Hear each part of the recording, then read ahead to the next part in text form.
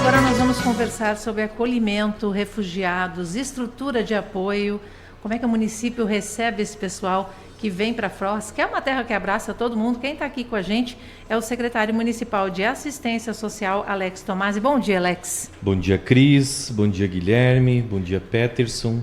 E a todos os ouvintes da CBN. E o diretor de Relações Internacionais de Foz também, o Peterson Gerlandi. Tudo bom, Peterson? Tudo certo. Bom dia a todos mais uma vez. Vamos lá. Eu vou começar perguntando para vocês dois, tá valendo, tá? Como é que vocês avaliam hoje o papel de Foz nesse cenário migratório internacional, especialmente por ser uma cidade de fronteira? Tu queres começar? Queres que eu comece, Peterson? Posso começar então? Claro. Eu levanto para você cortar. A história de Foz, né, Cris, é a história da migração para Foz, especialmente depois da chegada de Itaipu, né? Então, é um município que, como a gente sempre fala, e aí o Alex vai trazer os dados mais recentes aí, é um município de imigrantes. A gente tem uma série de etnias que estão aqui.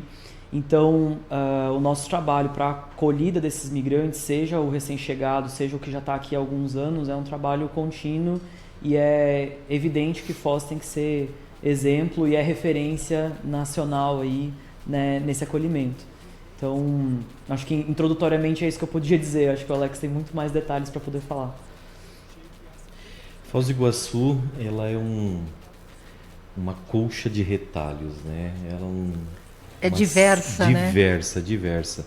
Nós temos, se não me falha a memória, 103 etnias reconhecidas vivendo de uma forma muito harmônica em todo o município, né?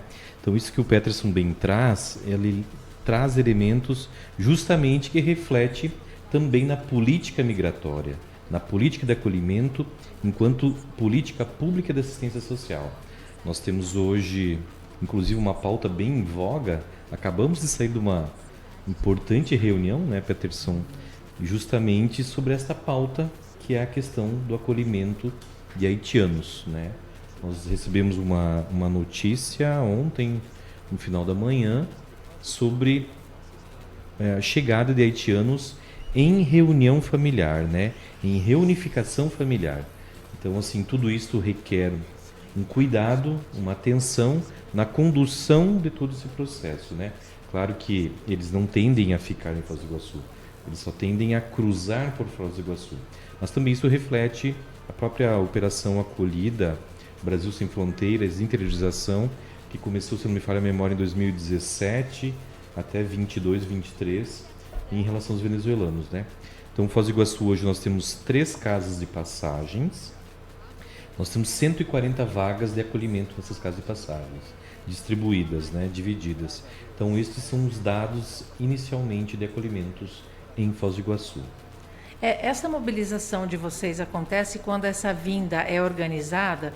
Eu imagino, como é que funciona? As pessoas lá formam um grupo, procuram a embaixada, consulado e comunicam aqui. É organizada essa passagem por aqui? Como é que funciona isso, Alex? Diz em relação a esta pauta dos haitianos, porque semana passada, se eu não me engano, vocês já receberam um grupo e mobilizaram um monte de gente para encaminhar, né, o pessoal. Exatamente. E como é que funciona essa comunicação que eu acho interessante, sabe? É que existe uma série de fatores em relação a isso, né?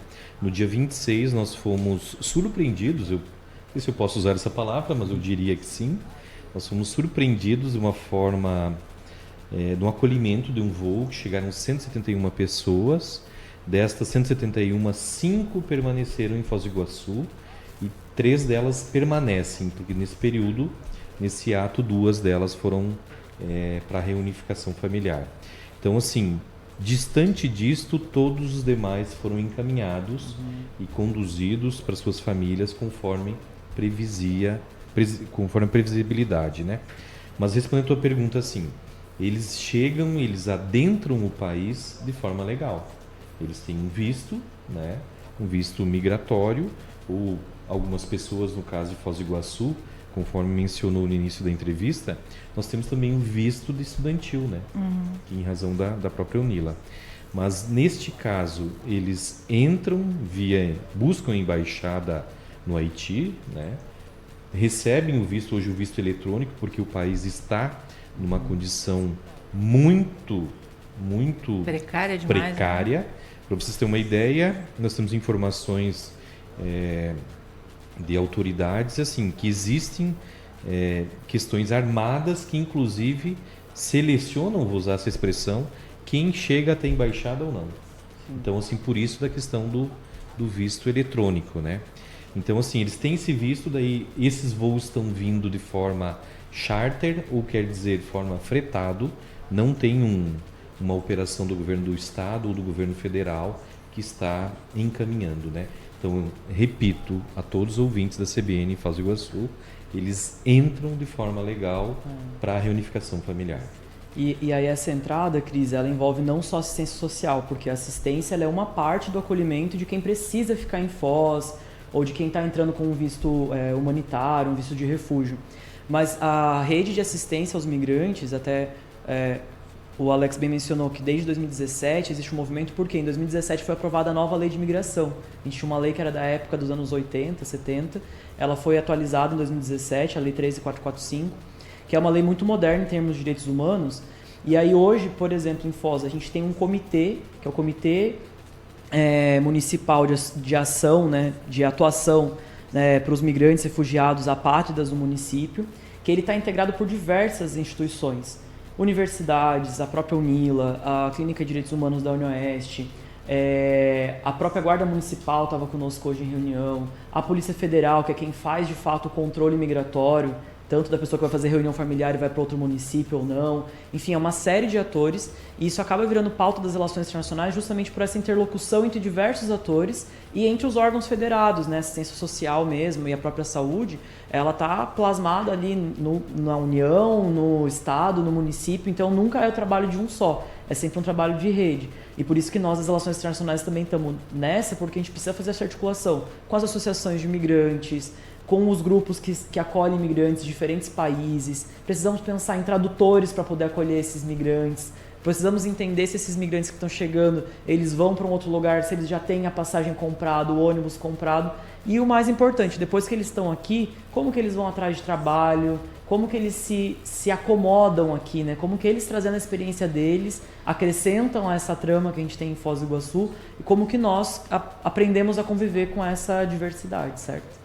E eu lembro que, assim, ao longo, pelo menos dos últimos 10, 15 anos, né, Foz do Iguaçu recebeu aí várias ondas, né, de pessoas migrantes que chegaram devido a crises humanitárias. A gente teve situações como, por exemplo, guerra na Síria, né, que a comunidade árabe aqui de Foz do Iguaçu acolheu muita gente que veio para cá. Depois o próprio Líbano, né, passando por problemas, aí tivemos grande quantidade de libaneses para cá. Os haitianos, né, ao longo dos anos, têm sido um público constante aqui. E venezuelanos, agora até tem uma discussão, né, do que vai acontecer com a Venezuela. A gente lembra que em anos anteriores a gente já teve um fluxo grande de venezuelanos, até muitas vezes apenas passando aqui por Foz do Iguaçu e entrando na Argentina, né, aqui pela nossa fronteira. Como é que vocês fazem até esses planejamentos, agora especificamente para esse momento atual? Vocês estão planejando algo aí com relação a uma possível chegada ou até saída de venezuelanos que moram aqui em Foz do Iguaçu atualmente? Todo o planejamento de qualquer pasta, Guilherme, ela perpassa por uma série de estatísticas e análises, né? Nós tivemos 2 eventos recentes, né? A própria questão que tu bem trouxe dos Estados Unidos com a Venezuela, este é um elemento. Nós estamos analisando, apurando, estando atento e não estamos percebendo uma movimentação de chegada de outros venezuelanos. Até então não tem nenhuma estatística em relação a isso. De saída, acredito que ainda não. É tudo muito recente, né? Muito recente. E eu vou trazer um elemento particular. Eu sei que nosso tempo é muito curto. Estava eu dentro de um espaço, de uma rede hoteleira sábado, né? E nesta rede hoteleira existem vários colaboradores de origem venezuelana. E esses 2 estavam conversando, eu estava próximo. Eles estavam celebrando em tese e dizendo, olha, daqui a algum tempo vou voltar para minha terra. Então, feliz a tua colocação, Guilherme. Outro elemento também tu trouxe em relação ao acolhimento de libaneses, né? Nós estamos com outras organizações, como a própria Caritas, o apoio da Itaipu Nacional também, que tiveram todo o acolhimento dos libaneses. E quero reforçar o papel também da comunidade árabe, né? Comunidade libanesa, que fez também todo esse acolhimento. Então, assim, dentre a tua fala, importante mencionar que, assim, muitos chegaram de forma pessoal, ou unipessoal, como queira, né? Nós estamos falando, nesse momento, uma lógica de reunião familiar. Então, assim, e as comunidades locais que estão em Foz do Iguaçu, que a Cris felizmente trouxe de uma forma muito assertiva, assim, é o fato desses acolherem. No dia 26, nós tivemos 171 pessoas e 3 ficaram em Foz do Iguaçu. 5 no primeiro momento, depois restaram 3. E esses 3 também com a mobilização da comunidade haitiana, e neste momento, na data de hoje, nós estamos trazendo uma certa preocupação no intuito, assim, de trazer todo um cuidado, um acolhimento digno, com respeito e com dignidade e de forma muito planejada. Esta é a figura. E para complementar, essa semana eu tive a grata oportunidade de reencontrar uma pessoa que estudou comigo no ensino médio e que hoje trabalha na Unicef em Boa Vista, Roraima. E eu perguntei para ela também como tava o planejamento e o olhar lá, porque a atuação da ONU, né, em Roraima foi bem intensa durante a primeira onda migratória dos venezuelanos. E eles também estão como nós, assim, então, num sentido de atenção, de entender o que vai acontecer, mas ainda mesmo lá, que é uma fronteira seca, né, não aconteceu ainda o fluxo migratório, não houve uma mudança da semana passada para agora. Então, acredito que a gente vai ter notícias de lá primeiro, antes de que chegue aqui, porque foi assim que aconteceu na primeira onda. Uhum. E agora, quanto à fala do Alex, essa importância, eu trouxe essa palavra acomodação, e eu queria trazer isso à tona de novo para os ouvintes, que, diferente da gente falar de integração de migrantes ou de inclusão, essas palavras elas denotam muitas vezes a necessidade de que essas pessoas elas se adaptem a uma realidade. E é óbvio que vai haver uma adaptação porque tem outra língua, etc. Mas quando a gente consegue incluir, e a gente tem conseguido fazer isso a nível municipal, e eu não digo só da estratégia da prefeitura em si, mas dessa grande rede de atuação, quando a gente consegue colocar os nacionais, os compatriotas, os colegas, para poder dizer como que eles viveram aquilo e como que é a melhor forma da gente poder atuar nessa acomodação, de preparar um almoço típico daquele lugar, fazer celebrações. E isso é uma forma, como eu digo, da gente se acomodar aos migrantes, a gente que já está aqui, porque muitos de nós também somos migrantes, às vezes nacionais, né? Ou dos migrantes internacionais que já estão aqui, e a gente se acomodar mutuamente entre essas pessoas que estão chegando, explicar e apresentar a cidade para eles. Esse é todo um trabalho que não se dá só ali na hora que a pessoa chega no aeroporto, e mesmo se ela estiver só de passagem, né, a gente dá e garantir essa oportunidade da pessoa ir com tranquilidade, se ela quiser, como ela quiser, para os destinos em que ela solicitou, que indicou que ela chegaria. E eu queria perguntar para vocês, quantos refugiados vivem hoje aqui em Foz, e como é que vocês fazem o encaminhamento deles, por exemplo, para o mercado de trabalho? Que você falou agora do hotel, supermercados é comum a gente encontrar, né, o pessoal. Eu até falei com uma venezuelana esses tempos atrás e perguntei como é que foi a adaptação dela, se ela quer ir embora. Ela falou que não, porque aqui ela está tendo a oportunidade de crescer como pessoa, está ganhando um salário, está se alimentando bem. E ela falou que achou incrível a receptividade do brasileiro, porque ela achou que ia ser mais difícil e não foi. E daí, assim, quando vocês auxiliam a encontrar o emprego, até que ponto vocês continuam acompanhando aquela pessoa? Você falou que não é só na chegada, né? Até que ponto que é esse acompanhamento? Depende muito da condição de que ela adentra, Cris. Se ela adentra de uma lógica de refúgio, por exemplo, né? Existe todo um fluxo, um protocolo para que isso aconteça, né? Ou se ela adentra em uma reunião familiar. Quando ela entra em reunião familiar, ela já vai direto para o endereço do chamante, que chama, né? Que é a pessoa que... Ela já vai direto para lá. Então, ele tampouco cruza pelos serviços públicos ou por órgãos, né? Então, assim, esta é uma condição. Quando, que é a grande maioria das situações dos haitianos agora, né? Eles estão vindo por reunião familiar. Eles se espalham Brasil afora, né? Então, quando tem uma situação vamos dizer, de acolhimento, então ele é acolhido, vamos dizer, numa organização, numa entidade, como Caritas, como, entre outras respostas, né? O próprio serviço de acolhimento de uma casa de passagem, né? Ele é acolhido ali, existe uma equipe técnica que acompanha e encaminha para ter direito aos vistos humanitários, né? Então, para que ele possa, no momento, ele tem direito, olha, pedir refúgio no Brasil. Ok. Então, ele tem direito a esse encaminhamento, esse acolhimento, e ele vai acompanhado de um profissional junto à Polícia Federal para ter direito, claro, de acordo com a documentação legal, ao visto de permanência provisória no país.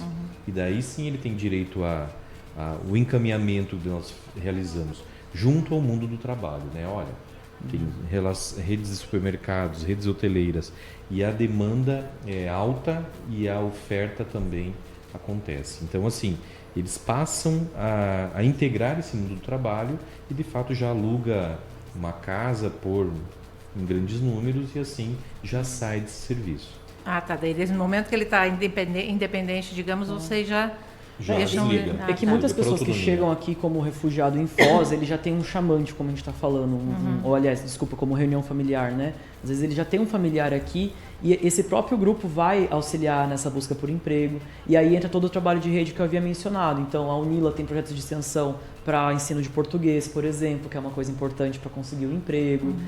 Dentro da estrutura da própria prefeitura, além da assistência social, a gente tem me fugiu o nome agora. Central de Emprego, como chama? A Central de Emprego, a Agência do Trabalhador. Isso, a Agência do Trabalhador, que está vinculada com a Secretaria de Desenvolvimento. Então ele entra no radar de um cidadão comum, né, que está buscando um emprego ali, que está buscando se formar, suas qualificações. Tem associações independentes como a AMIRF, que é a Associação dos Migrantes Refugiados Indígenas de Foz do Iguaçu, que também dá esse apoio. Então essa rede ela é muito estruturada não só pelo poder público, mas também por essas associações. E também com relação a menores de idade, né? Porque a gente sabe que muitas vezes até questões de encontros familiares, tudo vem muitas crianças juntos e das crianças existe a necessidade que a criança entre na rede de educação. Há um trabalho integrado com a Secretaria da Educação, tudo até para auxiliar nessa adaptação, porque tem a questão linguística e até diferenças, né, de aprendizado entre um país e outro, né? Sem dúvida. Inclusive, essa questão relacionada às questões de crianças, né? No último voo nós tivemos 25 crianças. Todas elas foram encaminhadas por reunião familiar. Então, nenhuma criança permaneceu no município de Foz do Iguaçu. E aquilo que tu bem traz, de fato, quando necessário, sim, existe todo um processo documental e por ser uma criança ou um idoso, eles têm uma certa agilidade no encaminhamento da própria Polícia Federal e o próprio mundo da educação, ele também tende a ser mais ágil, né? Então, claro que tem todo um processo de adaptação dessa família ou dessa criança como um todo, mas também da própria rede de educação que tende a acolher. E a nossa, vamos dizer, região geográfica também favorece um pouco disso, né? Pela questão do espanhol e outras línguas nesse sentido. Estamos em cima da hora já, né? Quase chegando aqui no final. Passa rápido, né, a conversa aqui. Mas até gostaria que vocês falassem, né, um pouquinho no final dessa entrevista, né, que mensagem vocês deixam para a população de Foz do Iguaçu e também para quem está chegando aqui à cidade, né, brasileiro ou estrangeiro, de que tipo de apoio pode esperar do município de Foz? Eu diria que um apoio responsável, né, organizado e planejado. Claro que nós não temos a condição de atender fora essas três palavras que eu usei, né? Até mesmo que município algum tem essa condição, estrutura alguma tem essa condição, mas quando planejado, organizado e de uma forma com propósito, sim, serão bem acolhidos no município de Foz do Iguaçu e que possam também desenvolver um trabalho com qualidade e com excelência, né? E bem-vindos. Sim.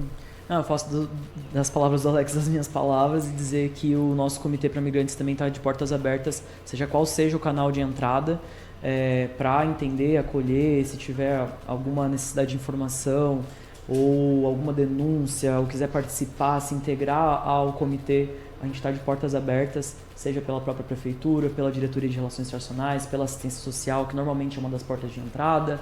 A nossa atenção básica à saúde também é parte do Comitê de Imigrantes. Tem algum site, algum perfil que o pessoal possa... Do comitê ainda não, mas a gente tem no Instagram, @Foz Internacional, que é a página do Instagram da Diretoria de Relações Internacionais. Pode ser um canal mais fácil aí para o pessoal entrar. @Foz Internacional, nosso inbox está ali à disposição. E é isso, dizer que aqui a gente já tem essa trajetória de acolhida e desse retalho, como a gente fala, de imigrantes, né, e de diversidade. E dizer, por último, que Foz do Iguaçu, proporcionalmente ao tamanho da população, é a cidade com mais migrantes internacionais do Brasil. Sem dúvida. O maior percentual de imigrantes em relação à população.